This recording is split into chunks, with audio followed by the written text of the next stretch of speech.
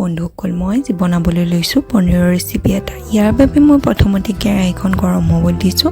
কেৰাহীত ৰিফাইন তেল অলপ গৰম হ'ব দিছোঁ। লং ইলাচি 2টা আৰু জিৰা গোটা অকণমান ভালদৰে ৰঙা হোৱাৰ পিছতে মই কুটি থোৱা 2টা ডাঙৰ পিঁয়াজ দিছোঁ। পিঁয়াজখিনি ভালদৰে লৰাই অকণমান কম জুইতে হ'বলৈ দিব।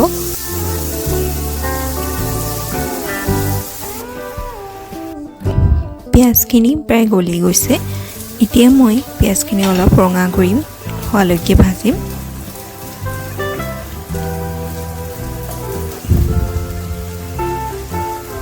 পিঁয়াজ হৈ গৈছে। মই ইয়াত আদা নহৰু 1 চামুচ যোগ কৰি দিছোঁ। বিলাহী কাটি লোৱা 2টা দিছোঁ মই ইয়াত।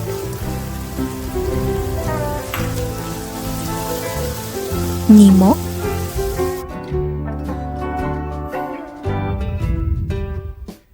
কম জুইতে হ'বলৈ দিব মছলাখিনি।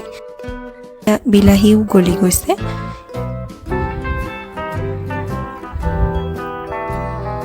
এতিয়া মই ইয়াত মছলা যোগ কৰিছোঁ। হালধি 1 চামুচ, জিৰা 1 চামুচ, জলকীয়া গুড়ি 1 চামুচ আৰু ধনিয়া গুড়ি 1 চামুচ।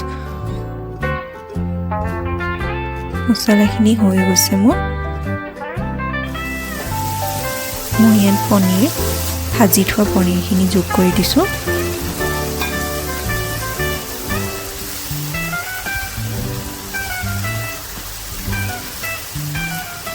গৰম মছলা অকণমান 2 চামুচ দিছোঁ।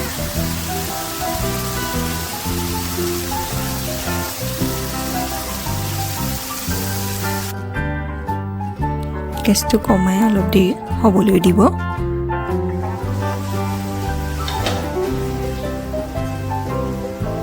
ইয়াত মই অলপ পানী যোগ কৰি দিছোঁ গ্ৰেভিটো অকণমান সিজিবলৈ পনীৰখিনি। ইয়াত মই কাশ্মীৰী লাল মিৰ্চ 1 চামুচ দিছোঁ।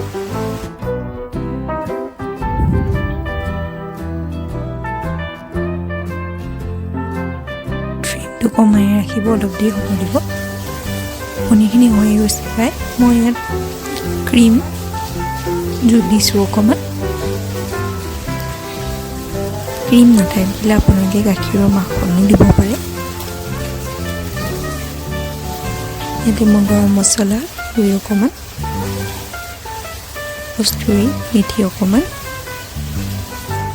দি ভালদৰে লৰাই দিছোঁ।